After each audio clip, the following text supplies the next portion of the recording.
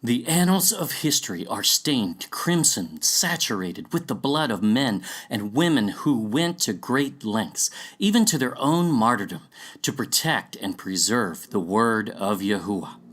In 1947, the inevitable occurred.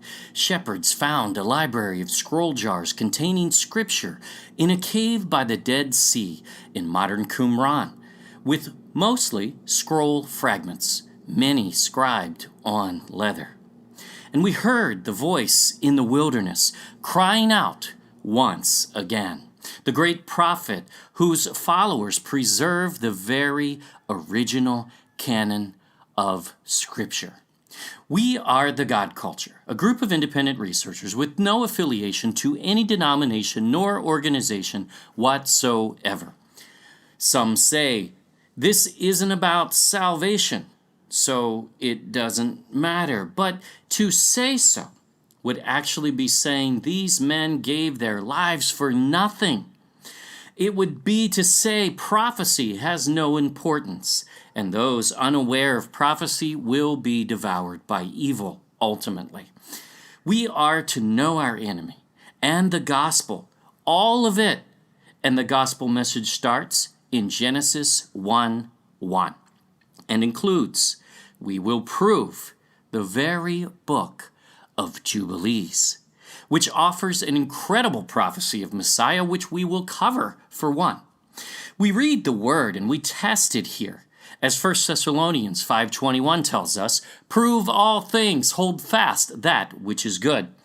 In our journey to restore biblical geography in locating Ophir, Sheba, Tarshish, Havilah, the Garden of Eden, the rivers from Eden, and the land of creation, the research keeps expanding in other directions. It led to locating the lost tribes of Israel. But along the way, we discovered this book from the Dead Sea Scrolls, which far precedes that finding in history, in precedence, without doubt and indisputably so, and we will prove that in this video.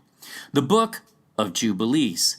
At first, we just simply viewed it as history, as it is, at least, documented to the 2nd century BC. So, at the very least, there is certainly history that may be gleaned from it. We find directions all around the earth from Noah's division of the earth between his 3 sons, thus one of the titles of this book, which bears many titles in history, by the way. Actually, that title is the Book of Division, not because it promotes division, as some even erroneously have actually assumed, who knows why, but it offers Noah's division of the earth. That's what division means, the days of Peleg, when the earth was divided. So being thorough, we mapped these out in our flood series, parts 3 and 4, and uncovered exact directions of all places to the very Garden of Eden. Exact, and from all 4 directions, and twice confirming itself. So, not something that when you're reading the book of Jubilees, that you can really come to any other conclusion based on those. Some then say they do not understand why we would use Jubilees, because it's, well, not in the modern canon of Scripture. But let's be clear. That canon was chosen by the Catholic Church, which has never, nor ever will, have the authority to censor nor add one single book to the original canon of Scripture, especially not, as proved in Part 1, one chosen by John the Baptist and his followers as canon, Scripture, inspired, in his library. We'll show you. But the question is, can we prove that? Well, we certainly proved John lived in Qumran, or its ancient name actually Bethabara in Greek or Betharaba in Hebrew. We covered that in Part 1 in great detail. Go take a look. Not just from actual maps, including the very oldest of ancient Israel in history, but also from the Bible itself, such as Joshua, who pinpointed the area as modern Qumran, basically in the same place, with specifics of the entire Dead Sea coast in order, going from north to south, and it's very, very obvious when you read it. But we do not have to rely on loose connections like that with this book. Oh no. It's time to get to the heart of the question.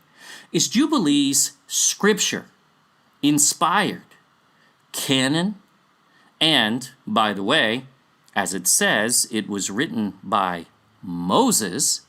If it passes this test, it is also Torah, which is not just 5 books of a Pentateuch, which is a new word, not a Bible word, one of the Pharisees really, but 6 books in such a case. Now, the Bible never says the Torah is 5 books. That originates with the Pharisees. One of the very shallow complaints leveled at Jubilees, and we're going to cover all of them that we can find in Part 3, or the third part of this, 3C it will probably be, is it adds to the Torah. Well, wait a minute. If Moses wrote it, then it is Torah. So how exactly can it add to itself? Of course, it can't. In fact, in the third video, we will address all of these concerns, and you will see for yourself just how unscholarly they really are, and how easy it is to overcome them with just a little research, really. In the next video, we will cover the abundant history documenting Jubilees in use as Scripture, not only in the days of John the Baptist, but even by Josephus, who uses it as geography, indisputably so, as there are references which do not originate anywhere in the Torah at all, nor anywhere in the Old Testament for that matter. And that was even before the Talmud or the Midrash or any of those documents that are actually Pharisee writings, which this is accused of, but we will address that in great detail in the third video, but we're going to get to the heart of that in this video, because to say it's written by a Pharisee, by the time you address this with Scripture, you are actually saying that the apostles were using Pharisee doctrine. No way. Then we will show you it was embraced by the so-called early church fathers all the way up until the Catholic Church banned it, following the Pharisees really. No longer including it in the canon of Scripture, no longer calling it inspired, but only as a whole, as some of the church fathers continued to use it as Scripture and inspired even so. No one can actually dispute that, but we'll show you the facts, and you can decide. Then we'll show you references to the book in Hebrew all the way up until the 1700s. So when the Oxford Dictionary claims it was not discovered in the Western world until about the 1800s or so, well, when found in Africa, we will prove that to be nothing less than fraudulent, or at least very uneducated, but If they've continued to leave this up for that long, it's fraud, based on actual writings within the church, which they should be aware of, or should at least do a little research before writing an article in an encyclopedia of such. But how do we test this in a way that we can once and for all settle this debate, or can we? Well, we aren't going to hold back, but in this video we will prove to you from the New Testament, yes, that there are very significant, groundbreaking doctrines, not just little references here and there. No. I'm talking about significant doctrines which derive not from anywhere in the Old Testament, even stretched references from the King James Version margin notes, which we'll cover as well, are fine to attempt association, showing scriptures that really in no way connect or only in very small part. But these doctrines, no, they come from one place and one place only.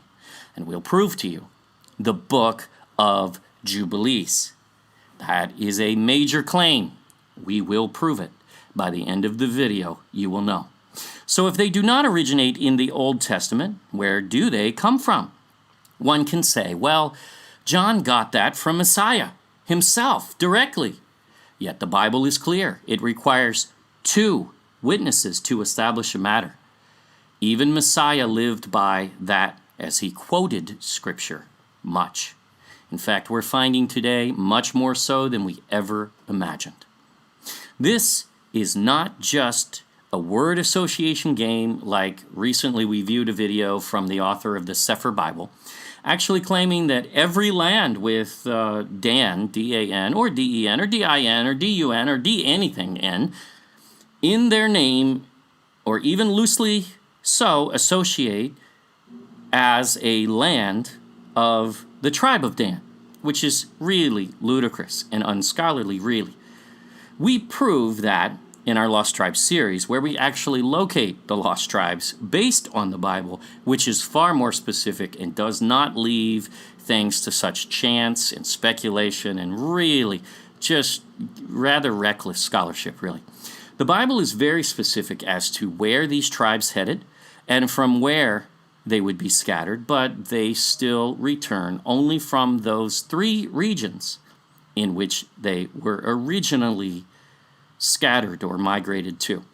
So they regather there first. Yes, the Bible is indeed that brilliant, and we're finding that all the time. Every time we go into deep research, we are just in awe of just how brilliant the Bible is. And you will be with this video as well, because Scripture is amazing. We aren't wasting your time with possible connections here, but we will go in this first video right to the meat. That's why we wanted to start here with this topic. Right to the heart of the matter. Is Jubilees recorded in Scripture as Scripture and inspired? Is doctrine, because that's what would be required, is doctrine literally derived, not just a little reference here, a little reference there, but is doctrine literally derived, indisputably so, from the book of Jubilees, and nowhere else? Can this be isolated in such an instance? When you see this, it will change your paradigm. For those skeptics, you are welcome here too, and welcome to comment as long as you have actually reviewed the evidence first. No, nuh-uh is not an educated, coherent defense, but we welcome any challenges as well. This will be extremely strong evidence, though, and very well supported. Then, after we are done proving this out, we will explore the book itself and study it to even further test whether it truly is Scripture. We will not be done proving until all of that is done, but we will draw conclusions, because this video demands such, and you will see right out of the gates. That's how you test it. Not looking up a phony reference online in which the writer has never actually even read the book or has an obvious agenda. We've even seen a video where unfortunately it's a channel that we love and we really review most of their videos, and we really enjoy the way that they teach, their whole style, everything about them. But they put out a video called Testing the Book of Jubilees, and they just plain did not test it. That's all. To their credit, they're capable of testing it. They just did not. They looked up the references online, writings of Pharisees, and they just took what the Pharisees say at face value. We don't do that. We drill down, and we hope that they will too. We hope that they'll watch this video and it will open their eyes, because we know that they are capable of such. Again, this first video will be compelling proof enough for many, as it should be. See what you think. Here goes. The copies of the books of Jubilees found in the Dead Sea Scrolls, and we'll show you the archaeology in the next video. This is just a quick, brief overview for context only. We will get into the detail in the next video. Are dated around the 2nd century BC. Notice we say copies, as there are, and for any scholar to ignore the tradition of the scribe to copy over scrolls is really no scholar at all on the matter. All we know is when it was copied, because they found a copy, not the original, not when it originated, as those are not originals. This is how they claim this was written by a Pharisee, which we will prove already in this video, not even attempting to, but Scripture does. We'll prove that wrong, because they date it to 160 BC. Yeah, 160, not 159. No, not 162. 160. Gotta be 160. Yet they can't date anything within less than a margin of error of about 100 years, a whole century, when you add the two directions up. So no, they don't know that it was exactly 160 BC. And any scholarly article that's saying that is already committing really fraud. But within a century or so is all you can determine, which is good enough. It's fine. But no matter, because we are about to show you that John used Jubilees as doctrine. Ooh. Can we do that? You better believe it. And no way did he use Pharisee doctrine. That is absolute nonsense. No way. We will vet that out further, again, in the third video. 3C will probably be called. But the Book of Jubilees, which we will also cover, is known by many names in title, which is part of the reason for some confusion, but really not an excuse for especially scholars missing the significance of this book that you are going to know by the end of this video. The Book of Jubilees is an ancient Jewish, now it's not Jewish because the word Jew is not actually a Hebrew word, so that is an illegitimate word that never should appear in Scripture. It's Yahudim. Yaz would be the short. Not Jews, never Jews. There's no J in ancient Hebrew, Greek, Aramaic, Latin, Old French, Old German, nor Old English until the 1500s. So it's a fraudulent word to ever use referring to any people of the Bible. So, an ancient Yahudim religious work of 50 chapters, considered canonical by the Ethiopian Orthodox Church, as well as Beta Israel, the Ethiopian Jews. So in Ethiopia, this is and has been canon all along. Is that good enough to say, oh, it's canon for me? No, we admit that, but that's okay. That's actually a side point, because we are going to prove it to you from Scripture itself, where it is known as the Book of Division. See, that's one of the names. Book of Division, Book of Jubilees, Book of the Times and Seasons, and divisions. It's all of these names are accurate names. It's just known by many titles. So thus some confusion, but again, it can be ironed out pretty easily. It was well known to early Christians, you better believe it, and we'll prove that out in the next video in great detail, with dates even, and actual excerpts, as evidenced by the writings of Epiphanius, Justin Martyr, Origen, Diodorus of Tarsus, Isidore of Alexandria, Isidore of Seville, Eutychius of Alexandria, John Malalas, George Syncellus, and George Kedronos. Actually, I think it's spelled different in most references. The text was also utilized by the community that originally collected the Dead Sea Scrolls. Yes, it certainly was as scripture. Again, just a brief overview, but we will cover the history in great detail next. Just a little context first. Why is this book called Jubilees? Because a jubilee is either a 7 or 49-year period in Scripture, and this literally breaks down really from creation, because the first 7 days are the first jubilee, 7-day period. So yeah, I can even refer to days. The order of, and the Sabbath, of course, being the 7th day, that's how that breaks down. The order of Yahuwah's creation, Adam and Eve cycles, all in 7-year periods, and that is purposeful. It deals with many things that explain Genesis, especially in terms of time, seasons, and jubilees, but even the law, it's there, as well as Noah's division, thus the book of division. Not that it creates division. Some people have actually said that. No. Of the entire earth. Yes, we plotted out on a map. It's amazing. Of all books of the Dead Sea Scrolls, and no, do not lump anything together. You can't do that.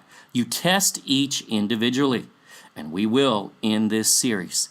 This one, the Book of Jubilees, has by far the most beneficial content, so much so that we will just say it. Without it, you will misunderstand the Torah, especially Genesis. There are several things we have discovered along the way, which you will find Jubilees clarifies, that we have been reading wrong, in fact, in general, in the church especially. It does not disprove Genesis, no. It clarifies it. It proves it. It confirms it, in fact.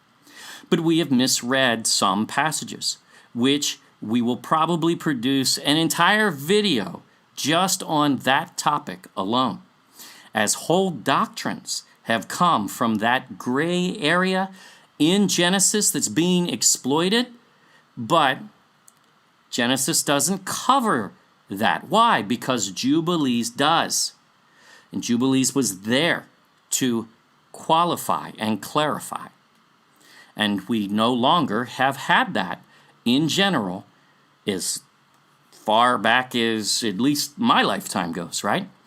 You will find the Qumran community kept in a scroll jar, the Book of Jubilees, alone with Genesis, not in any sense, considering it a lesser Genesis, which is another fraudulent name that's been given by supposed scholars, as one of the titles, as it actually improperly is even larger than the book of Genesis, really. So that doesn't actually even make sense. Jubilees fills these holes, though, and without it, Genesis is left rather incomplete. Still scripture, still a wonderful book, absolutely, and much can be gleaned from it, absolutely. It is Torah, it is scripture, and we don't question that for a second. But the book of Jubilees completes it, and we will prove that in this series. Now, that's a hefty claim, we know, but we say it with confidence because we know what these next videos, especially these next 3, are going to produce. And beyond, we will conclude, as we have conducted a full parallel study with Genesis and Jubilees. And we now say Genesis is incomplete without it, with all confidence. Review the evidence and see if you agree, not based on shallow articles, but a real testing. Now, here we go. More context. This confirmed by many sources, but we're going to quote one book for now, just for context. Again, the next video will be history of Jubilees. With 14 or 15 attested copies, the Book of Jubilees is undoubtedly one of the best documented texts of the Qumran library. Moreover, it is cited as an authoritative source, yes it is, in a sectarian work, so a local writing of the community basically. The Damascus document, which is the name they gave it, whether appropriate or not. And seems to have been equally important to the Qumran community. Now, can we prove this beyond just saying so? Let's see what the Qumran community had to say about Jubilees, and then we'll go into the scriptures. Now this is already huge. From the complete Dead Sea Scrolls by Giza Vermes, one of the most respected of publications translating these scrolls, right from the Damascus document, so named, found in Qumran, which is one of the local writings accompanied by the scrolls used by the community. So this is where they're defining largely their community, their doctrines, etc. See, they have commentaries which are not scripture, and this is not scripture, but it's a writing that follows along, just as any community would, just as a church would have even today. But still valuable. And to say they are adding to Scripture, which some people actually go there, yes, and they call themselves scholars, by writing commentaries, especially coming from a scholar selling books where he does exactly that, basically, is not only hypocritical, but they prove themselves wrong by even talking as if their point were true. They have no right to write commentaries today either, would they? But we don't mind them doing so because there's nothing wrong with it. And the Qumran community had theirs and other writings, and rightfully so. Just as an author writes a book today, no, it will never be Bible, but it doesn't mean that it's not beneficial. Obviously, we can learn from those, but they are not Scripture. We agree. Now, let's read this, though, because this tells you their position on the book of Jubilees, which they specify. For Yahuwah made a covenant with you and all Israel. Therefore, a man shall bind himself by oath to return to the law of Moses, for in it all things are strictly defined. As for the exact determination of their times, to which Israel turns a blind eye, behold, it is strictly defined. Defined in what? Well, number one, a document, a writing, a book, actually is what it says, that Israel turns a blind eye to in this era. What's that? Well, it wouldn't be the Torah, would it? And by the way, this is quoting this as a part of, as support for, and really as Torah, as law. It says, behold, it is strictly defined. What language? Man. Strictly defined in the book of the divisions of the times into their jubilees and weeks. What is that? That is the book of Jubilees, the book of divisions, the book of times. What exact determination? Strictly defined in this book pertaining to the law of Moses and its times in Jubilees? What? Why is this not in any of the articles we have ever reviewed on this topic? We're not finding it. Well, nothing within this entire video will likely look familiar based on just reading those. They stay on the surface, they stay in the scholarly paradigm, they quote each other, and they never bother to actually research it. If you conducted a quick internet search on this, that is what you will find, a controlled narrative, which comes in clear view if you actually read Jubilees and test it to see if it should be treated as Scripture. But they just reject it without investigation whatsoever, really. For the most part, there are a few that were translators who early on made some of these conclusions, And that is what many of them are basing them on. But just because they translated it has no bearing on whether or not they're actually telling even the truth about it being a Pharisee narrative, which it cannot be, because it condemns not only the Pharisee calendar very specifically, but Pharisee doctrine, but more so.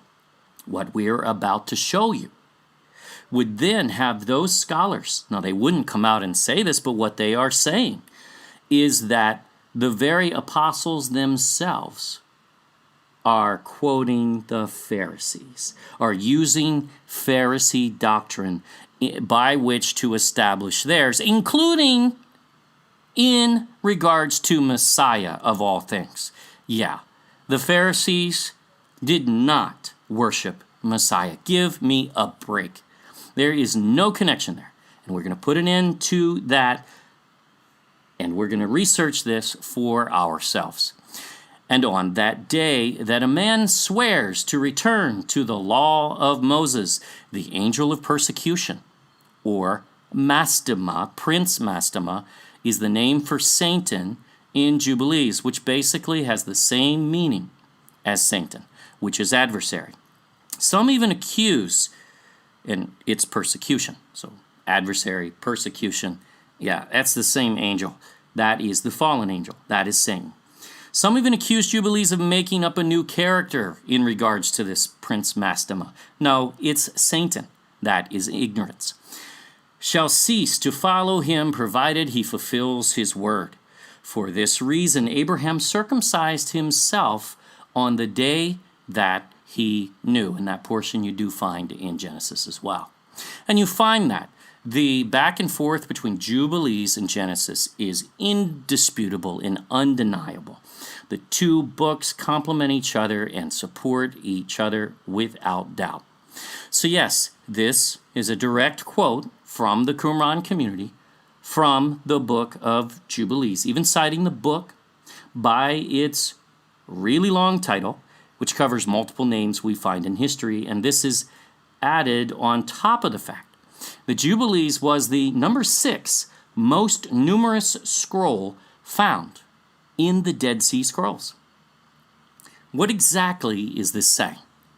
At least the Qumran community of John the Baptist, we prove, who were in no way Essene, no Essenes in this narrative, none, nor is there any Essene archaeology whatsoever, not one shred, yet a gold mine of Essene artifacts 25 miles south of there found in Ein Gedi called the Essene Find. Duh. Gee, I wonder where the Essenes lived. It's amazing that scholars can't quite want to see that. They don't want to see that. That's the problem. Jubilees was treated as scripture. There is no question of that in this reference. And by the way, when they do so, they are calling it Torah, as it was written by Moses. And this reference goes further by even identifying the book of Jubilees as representing the law of Moses and its exact determination of its times. Now, we are going to show you references no one likely has, which clearly support and confirm this in the New Testament canon. Yes, we said that, and when you see this, your mind will be blown. Here, though, this book has been here, right under our noses all along, and obscured by unscholarly language, which hasn't even bothered to look up these references in the Bible, which were not that hard to find. Yes, it was a research project, took some time, but not that hard to find at all. And see if they can find it there. They don't even try. We find it, and this will be clear. Now, we are already in groundbreaking territory. But before we enter the New Testament, one more confirmation that Jubilees was scripture and Torah to the community of John the Baptist. See, then scholars have to justify just exactly how they can place the wishes of Pharisees and Catholic Pharisees over that of John the Baptist. Yeah, because that's what they're doing. You know, the great prophet whose voice cried out in the wilderness yet again in 1947. That is what happened. Oh yeah, and then there is evidence from the New Testament they must contend with, which we have never seen in any commentary thus far before. Perhaps someone has gone here, maybe, but we haven't seen it. Also in the Damascus document of the Qumran scrolls, no man over the age of 60 shall hold office as judge of the congregation. For, and this is a direct quote from the book of Jubilees, because man sinned, his days have been shortened. By the way, that also clarifies Genesis. There are some out there trying to say that when Yahuwah says that man's days would be shortened to 120 years, they actually then try to say, well, that means 120 years until the flood. Jubilees confirms that that is not what it's saying. It's saying that man's days, his lifespan, is shortened. And in the heat of his anger against the inhabitants of the earth, God ordained that their understanding should depart even before their days are completed. Jubilees 23, verse 2. So, this is a direct quote using Jubilees as scripture in the determination of establishing judges of the congregation, which, by the way, is the biblical edict set forth by Moses. Not Essenes, but not the modern legal system, as the modern system has been seasoned with thousands of years of leaven. Yes, it is a Pharisee system. The entire legal system, the entire system of laws, the entire system of IRS, accounting, whatever you want to call it, and the entire system of government, constitutions especially.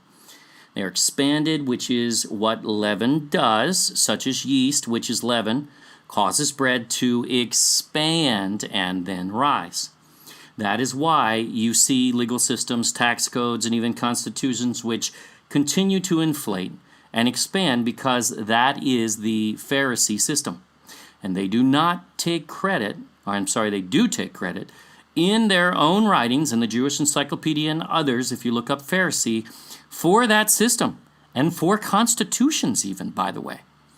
And then you can look up the U.S. and find out that the very day it was established in 1776, July 4th, is actually the very day that Moses destroyed the golden calf. Imagine that.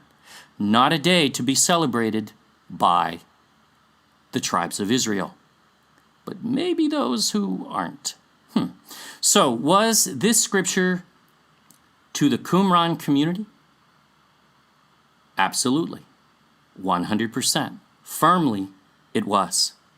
Now, that is already a problem, as no pope nor Christian leader can be compared with John the Baptist, thus changing his canon of Scripture, which this library would represent, in which we now have full documentation in his time capsule preserved in the caves of Qumran. Is very problematic to any traditional line attempting to suppress books considered scripture by John. And by the way, Yahusha even visited and was baptized there, which could be considered a further endorsement, in fact. You cannot say that about the Council of Nicaea or any of the other councils. Yahusha was not there, and believe me, not in any sense whatsoever, as they eliminated the book of Jubilees and others, which was scripture, inspired, and canon, as you see from these references, up until that point, which we will drill down on that much further. So as far as we are concerned, it has remained so, because we don't recognize that any of them had the authority to judge otherwise. We are just warming up now for the real test. What does Scripture say about the book of Jubilees? And more specifically, and more importantly, not just some veiled reference that someone tries to say, oh, see, that's Jubilees. Or, oh, it uses the word Jubilees, which is a Bible word used many times. No, absolute nonsense. We don't do that. Does it derive doctrine from doctrine in the book of Jubilees? Because if it is in fact Torah, that would have to be the case. Now, this, and we're going to start with a big one right away. This is good. Enter John chapter 1. One of the very pillars of modern doctrine, dogma, whichever you wish to call it, among believers today. There is more meat in this these 3 verses than any modern commentary could ever claim, really. One of the greatest revelations in all of Scripture. But what is its origin? Where did it come from? In the beginning was the Word, and the Word was with God, and the Word was God, Elohim. The same was in the beginning with God, Elohim. All things were made by Him. That's huge. And without Him was not anything made that was made. Now it goes on later in the same passage to identify, and you know this, that the Word became flesh and dwelt among us. And let's be clear, that is not Yahuwah the Father, it is only the Son, Yahusha, who was God, Elohim, in the flesh. Now that is specifically who is being referenced here as participating in creation, that all things were made by Him. And He is the Word.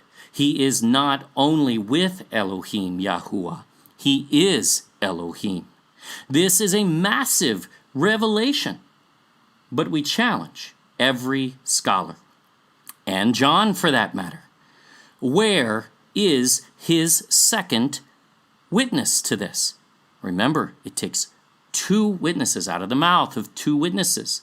Shall a matter be established? The ramifications are far too encompassing to not have a second witness. So where is John's second witness? Sure, one can say he got it from Messiah directly, but that still requires a second witness, because Yahushua quotes Scripture. Now, the KJV margin notes anchor this reference to a couple of Old Testament references, so let's take a look at them and see where they lead. Is that where this doctrine originates? Or is John coming up with new doctrine here, which is problematic if not confirmed somewhere in Scripture, right?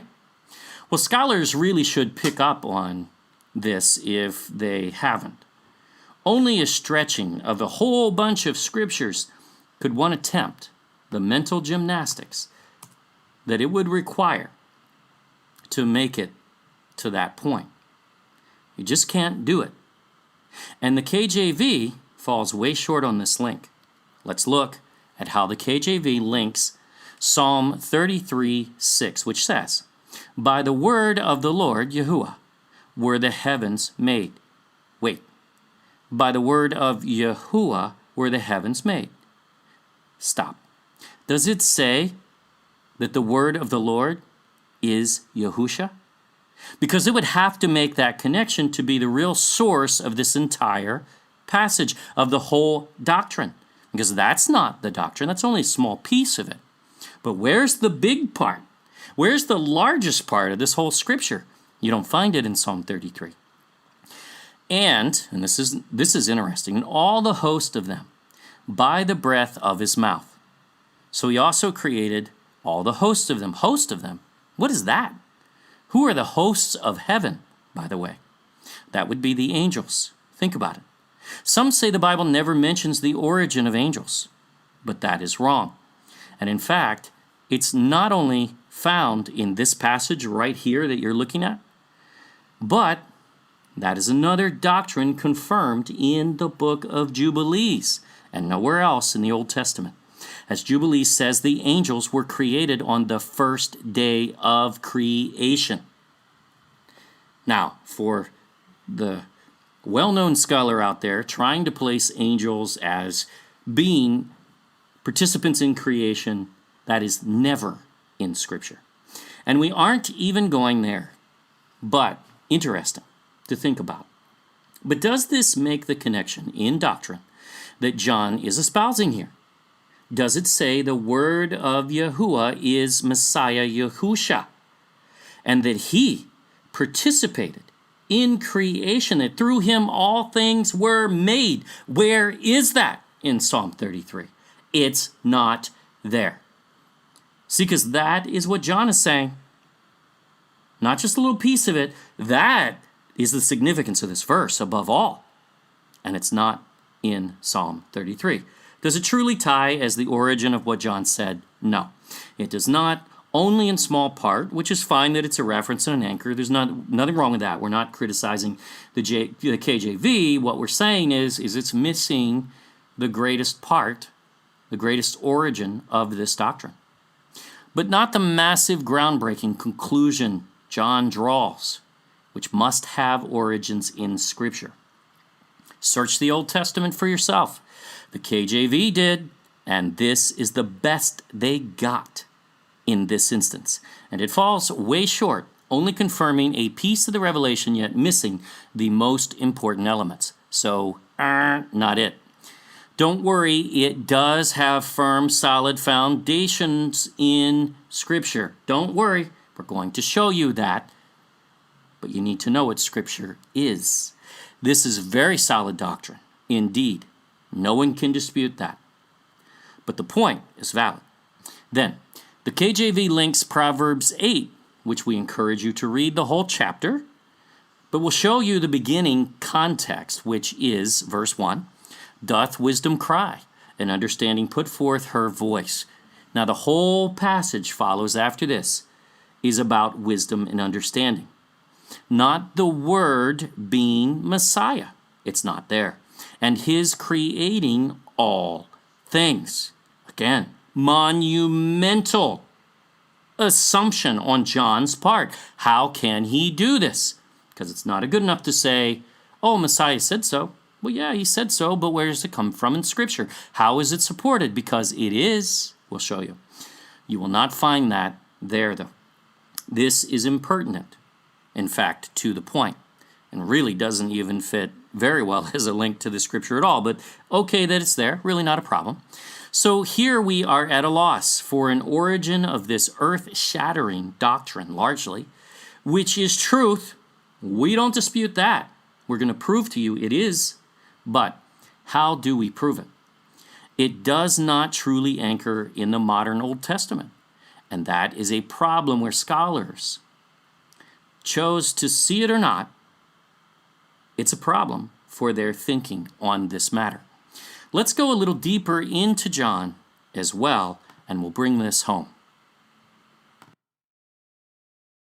John 5. Yahushua says to the Pharisees, do not think that I will accuse you to the Father. There is one that accuseth you, even Moses, in whom you trust. For had ye believed Moses, ye would have believed me, for he wrote of me. What? Moses wrote of Messiah? Well, let's find it. But if you believe not his writings, how shall ye believe my words? So two things here. What writings do the Pharisees not use nor believe? Because they do use the Torah. They twist it. They leaven it. No doubt. But the Pentateuch, the 5 books that are called the Torah today, have been used by the Pharisees all along. They expand it with their Talmud, their oral traditions. They ruin it. They wreck it. They make it of none effect, Messiah says in Mark 7. But nevertheless, they use it. So what part of it do they not use? We'll discuss this. They claim to believe the Torah, though they have expanded it into something else. Moses wrote of Messiah, but where? Okay, now, In Genesis 3:15, and this also according to the KJV, although we immediately went to the same one, this is definitely a prophecy of Messiah, no doubt, no doubt. We aren't disputing that. The question is does it connect directly? And I will put enmity between thee and the woman, and between thy seed and her seed. It shall bruise thy head, and thou shalt bruise his heel. Excellent prophecy indeed, but does this fit? Is this really a fit? Well, sure, it does, some, but nowhere near as well as what we are about to show you. Is this a messianic prophecy? Yes, absolutely, indisputably, but not as direct as what you are about to see. It doesn't come out and say it. Not like this. Now also, it cites Deuteronomy 18 in a couple of scriptures, mentions that Yahuwah will raise up a prophet, and it's in there twice, but it's odd. This is linked to Messiah, yet all did not hearken to his voice, and this says all will. And he was not a prophet. Messiah was not, he prophesied, but he did not come just merely as a prophet. He's the Messiah. He's the Son of the living Elohim, the very Son of Yahuwah. So, no matter, these are better than the John 1 connection. We'll give them that, and we'll even give them a check on these. That's okay, because we don't need it, because we're really covering John 1 here, which has no possible origin in the Old Testament we just showed you. But see if this better fits even this. And what book did the Pharisees ban, which was Torah? Well, what writings of Moses are they missing in their doctrines and have been all along? The book of Jubilees. That's what. So, really, John 1, back to that. This is John 5, but back to John 1. Indisputably, from Jubilees. John 5 strongly inferred, and even the doctrine of the creation of the heavenly hosts or angels inferred in this passage originates in Jubilees. Let's see it. Now that's a grand slam.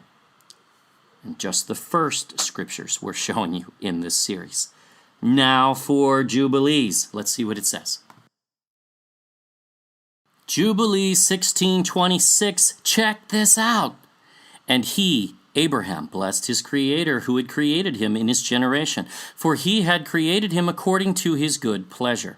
For he knew and perceived that from him, from Abraham, would arise the plant of righteousness for the eternal generations.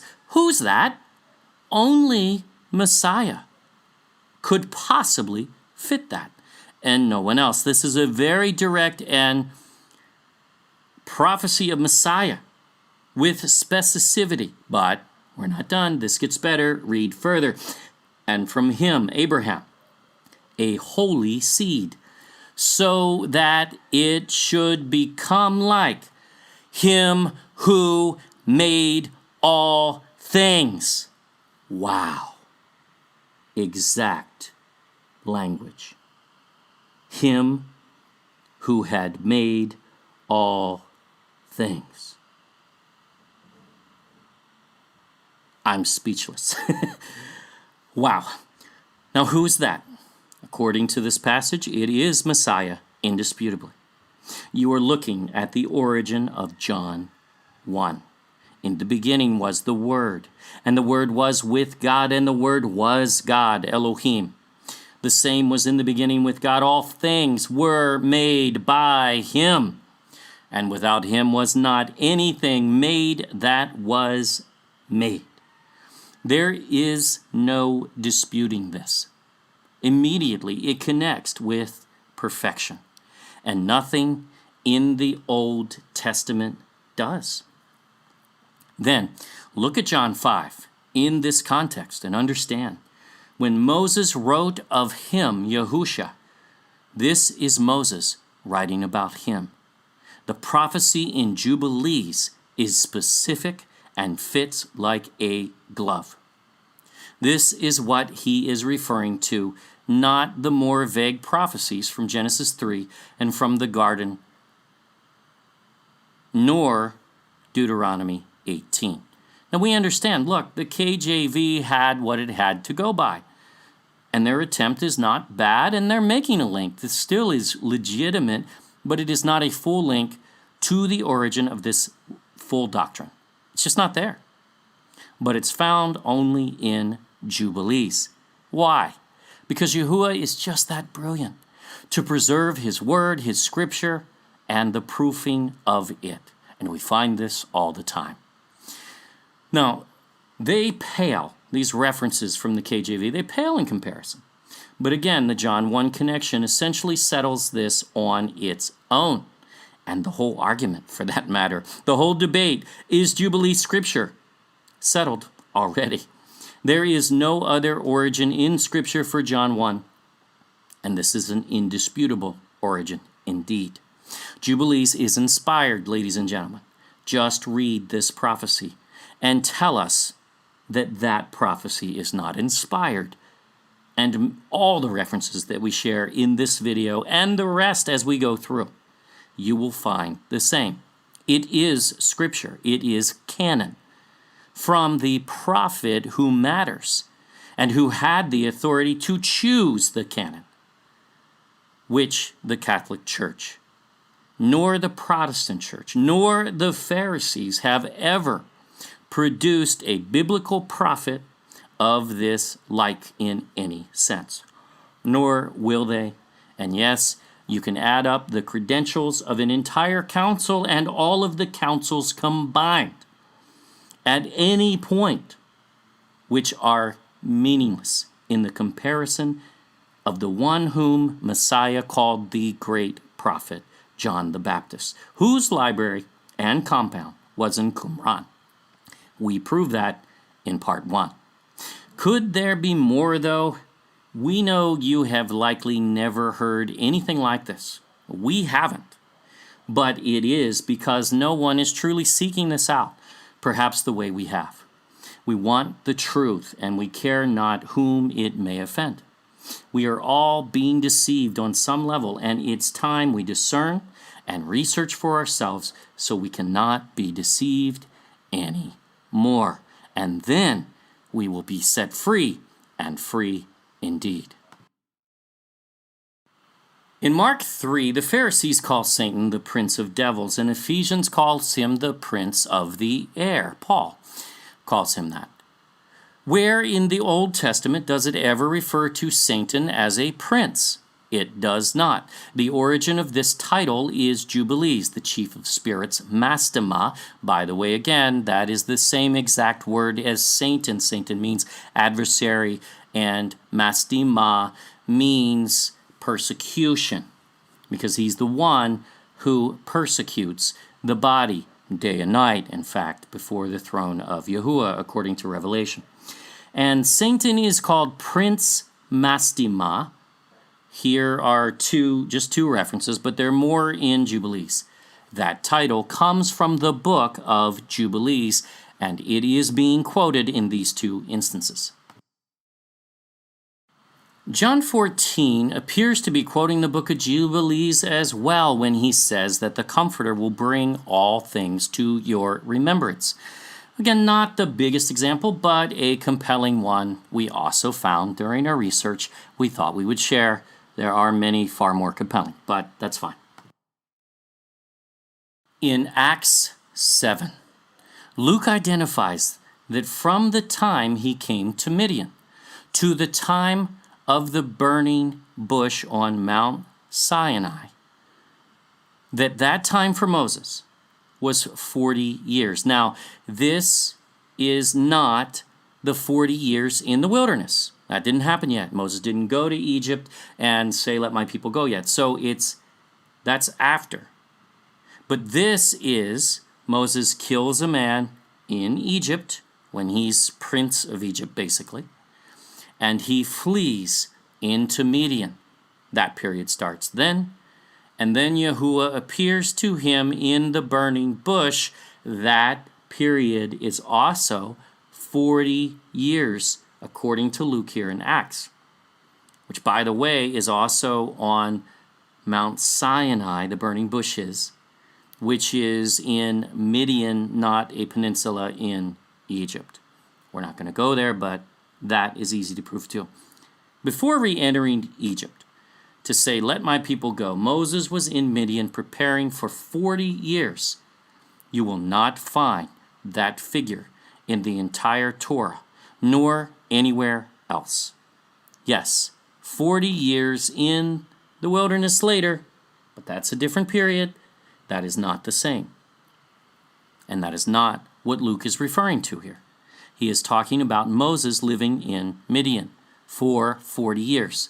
This is not found in the Old Testament, which makes sense because Jubilees is the book of times, seasons, and jubilees. But only in Jubilees will you find this 42 years, which is what Luke is talking about. Here's one that scholars try to use to beat up on Jubilees even. It's amazing, forgetting that Scripture actually affirms Jubilees on this. And here it is. Moses received the law by the disposition of angels. What? Where's that in the Torah? And the Israelites have not kept it. You will never find anything in the Torah mentioning that Moses received the law by the disposition of angels. You will not find it. But you'll find that Yahuwah gave the law of Moses, the law to Moses. Now, is Luke wrong? Is he confused? No. So where did he get this from? Now here's Exodus, and it has nothing about an angel. Nothing. Not as far as Moses receiving the law from an angel. Not there. This comes from the book of Jubilees. And even the second part of the verse is there as well. Again, another monumental, massive discovery here. Luke is not just quoting Jubilees here. Remember what part of the Bible we're talking about. This is Torah. This is distinctive. Here it is, Jubilees 1:26, and he said to the angel of the presence, write for Moses, from the beginning of creation till my sanctuary has been built among them for all eternity. Hello, those scholars who attempt to dismiss Jubilees. Based on this, you're ignoring Scripture, which confirms Jubilees' claim. See, they go to find this confirmed in the Torah, and it's not there. And that is true, it's not. But it is reaffirmed in the New Testament. Are they accusing Luke of adding to the Torah? They better not be. He is not, yet he is not quoting the modern Pentateuch Torah, is he? Nor all of the Old Testament. He is quoting the book of Jubilees here. And this is monumental. This is huge. Now it also deals with the second portion of the verse as well. And they will forget all my law and all my commandments and all my judgments. Again, this is doctrine from Torah Jubilees, that an angel is involved in disseminating the law of Moses. This is groundbreaking, yet originates in Jubilees. If not, then Luke is wrong. And that is the only other option. This one not only endorses Jubilees as Scripture, but most definitely Torah. By the way, do these verses in Jubilees look scary to you at all? Does anything look awry? Do they look like something that you are not supposed to even read or glance at? Or do they in fact look inspired? Of course they do. Let's keep going. In 2 Corinthians, Paul comes out with what could be considered a somewhat foreign doctrine here to the Old Testament, or at least the term, at least in direct reference. Did he take that editorial license? Is he making something new up? Or is this a concept of a new and righteous nature of the origin of Jubilees? Remember, salvation is not a New Testament concept only. That's erroneous, as even the strangers among the tribes of Israel were to abide by the law and share in its benefits. Thus, salvation was available to even the Goyim, even then, and still is. It is never about blood according to Scripture. The KJV margin shows Isaiah 43 is the origin of this, but it is not remotely the origin, because it's not discussing this new and righteous nature. It attaches to the Scripture, to the verse, yes, but not to this new and righteous nature, a new creature, a new creation, however you want to say it, which is an exact match with Jubilees. New creation, new and righteous nature.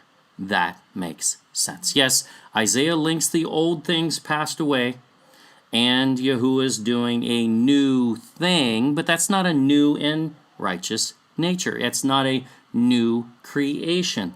That's not what that says. So it's not specifying this nature that comes from the book of Jubilees, which is the origin of Paul's doctrine here, and a big one. Paul, as well as John and Luke, are using doctrine from the book of Jubilees, in this case, mixing with Isaiah, in fact, which is very appropriate as the two books are both Scripture, inspired, and canon. Even the phrase in Galatians 2, sinners of the Gentiles, has no root ever mentioned in the entire Old Testament, not even the New for that matter otherwise. Paul needs a second witness, and he has it from Scripture, from Jubilees 23:23. That is its origin.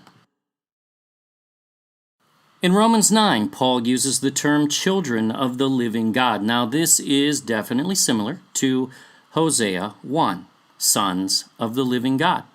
Indeed, no doubt. Yet, the likely origin of really both of these references, and an exact match to what Paul is using as the term, is the ancient book of Jubilees, chapter 1, verse 24, which is the exact verbiage used by Paul, children of the living God. Not just close, exact. Paul quoted Jubilees, not Hosea. And what about these prophecies that deal with the son of perdition? We've all heard that in John 17 and Thessalonians. Paul again. It is not used, not this term, son of perdition, in the entire Old Testament. However, its root is in Scripture, the book of Jubilees 10:3. And notice this is a reference to the Nephilim before the flood, which brings some clarity to the matter. Those who were modified in the same term is being applied to the coming beast. Why? Because he will have Nephilim blood, Nephilim origins in some fashion, making him a son of perdition, the same sons of perdition that were destroyed by the flood. Again, why can we not find that in all of Scripture? Yet there it is in Jubilees. It's there, the anchor, the origin. Many go to Enoch, which is more controversial, and even try to lump Jubilees in with the likes of Jasher, which Jasher has not one shred of support to actually be Scripture, other than a mention in Scripture of the book of Jasher. But the modern one, created likely in the 1500s or so, has no precedence, has not in any way been established as Scripture, and is not likely the origin of the book mentioned in Scripture as the book of Jasher, because it's infused with occult principles, like Enoch being transformed into an archangel, As if Michael is not doing his duties and needed help by a human because he is not angelic enough, I guess. He needs the help of a man. And that's completely against the very doctrine that Yahuwah destroyed the Nephilim because they were created. The very next verse after the Nephilim were created, or procreated really, they're not created. After they were procreated, immediately Yahuwah responds that he is going to replenish the earth. That's his response to that doctrine, and you're going to accuse Yahuwah of going against his own law of creation by turning Enoch into an archangel, which he does not need? Nonsense. Enoch was conducted into the Garden of Eden, according to the book of Jubilees. And he is still there to this day and will be until the day of final judgment. Now that makes a lot more sense. And that matches Genesis, which never says he goes to heaven. It didn't say he walked to heaven. I know we teach that in Sunday school. That is never what it says in Scripture. He walked with God, and he was not, for Yahuwah took him. It doesn't say that he took him to heaven. Jubilee says he took him to the Garden of Eden. That's where he took him. So no, that's strange doctrine in Jasher, which you will not find in Jubilees. Jubilee stands on its own and has more significance as, if Moses wrote it, it's Torah. Of all the books we're going to review, that's why we're starting with this one first, even above Enoch. This is Torah, if it proves out, and thus far it certainly is. For those saying it adds to the Torah, when it is Torah, it cannot add to Torah. Think about it. James said, the brother of Yahusha, actually Yaakov or Jacob, because we still question where there's even a V for a bet vet, because there's no way to distinguish in ancient Hebrew between the two. So likely Jacob, and Jacob is actually much closer to accurate. But that was his name. His name was never James. Probably because of King James it got changed, who knows. James said Abraham was called the friend of God, of Elohim. Now, it is similar to 2 Chronicles, which says the seed of Abraham, thy friend.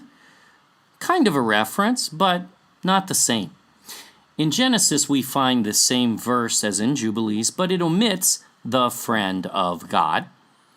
But in Jubilees, here we go, we find that Abraham is in fact exact same 4 words, the friend of God, exact title. Remember, even to a skeptic, Jubilees was at least written in 160 BC. That's before Paul, before John, before James, before Peter, and even Messiah. So, one would have to explain if, in fact, this book, which is clearly being quoted in the New Testament many times, and as doctrine even, that somehow those scholars are accusing the apostles of following Pharisee doctrine when they say a Pharisee wrote Jubilees, which is ludicrous and unscholarly of them. However, they wouldn't know because they have not truly tested this book for most of these scholars.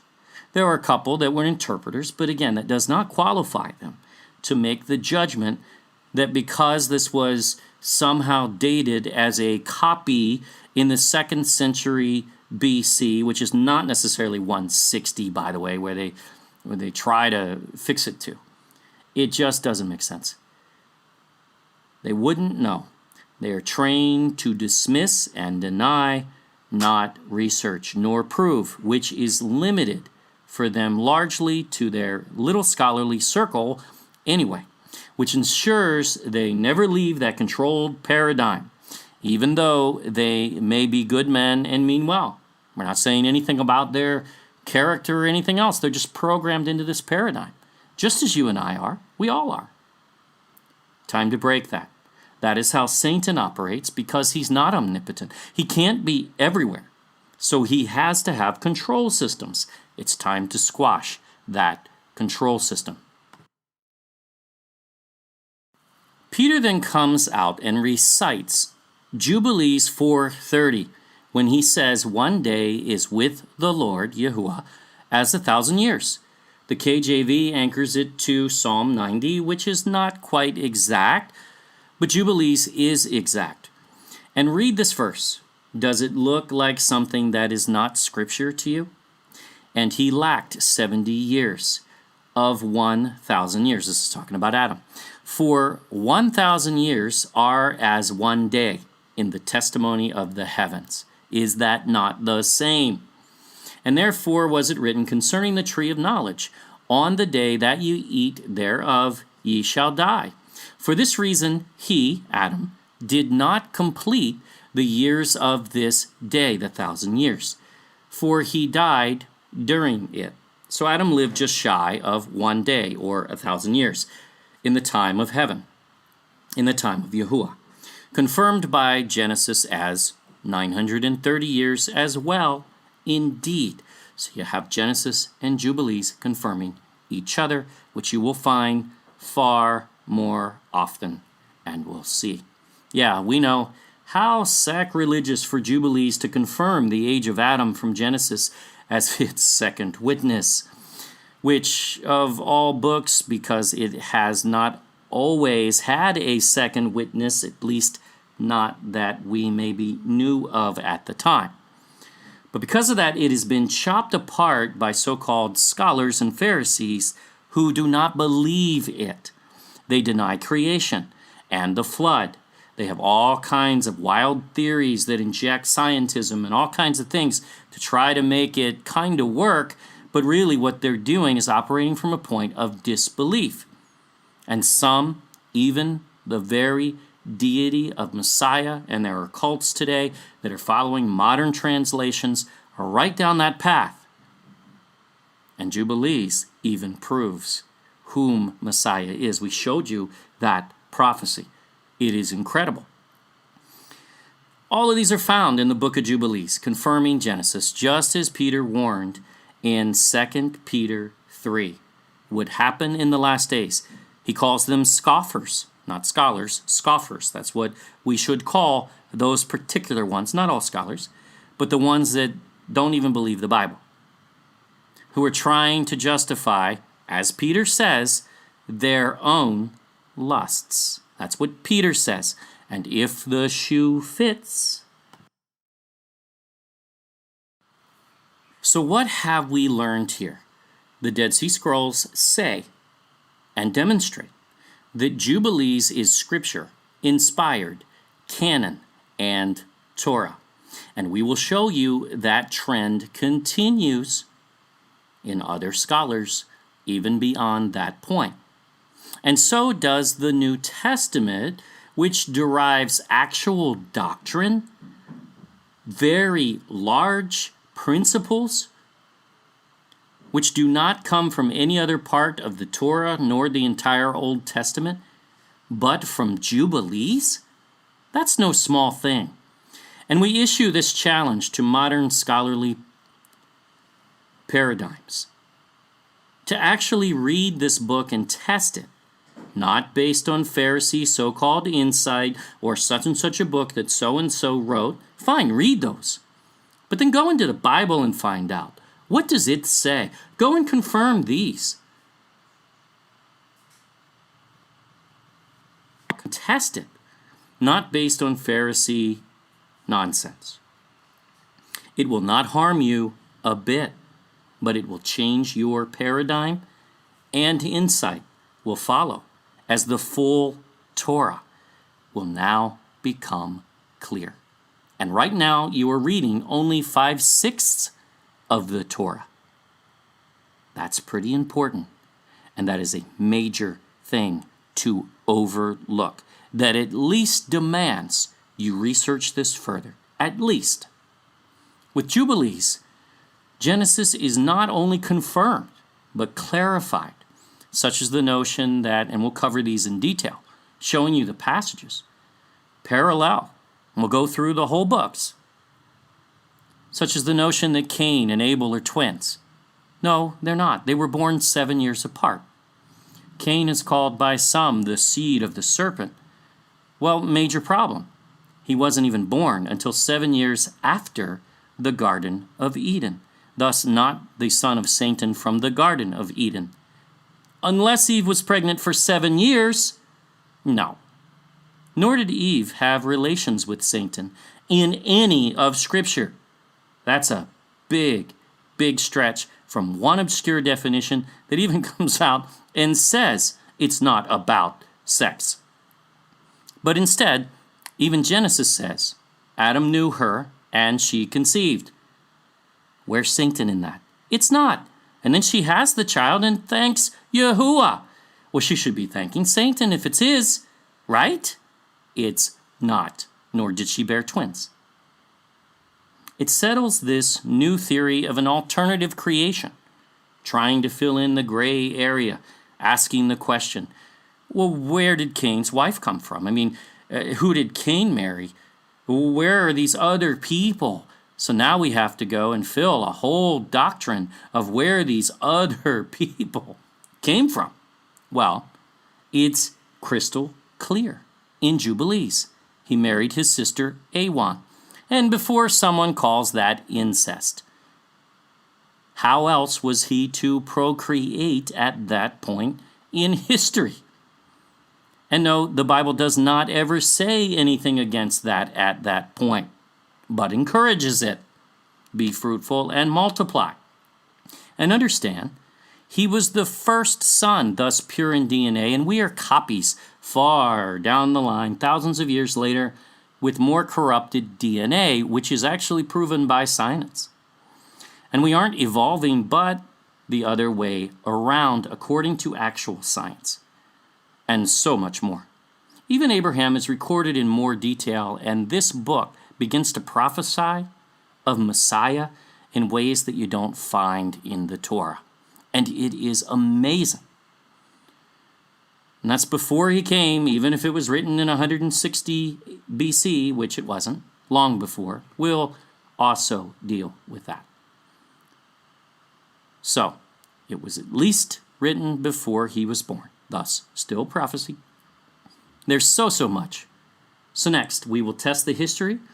Then we will take on the opposition, head-to-head, standing against Jubilees on a platform of nothing, really, you'll see.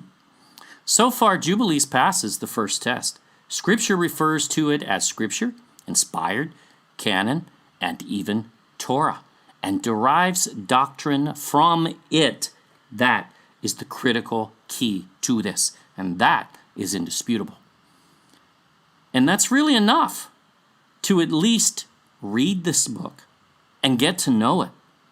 There is nothing harmful there, but we will take you through a study on the entire book over time, following this testing.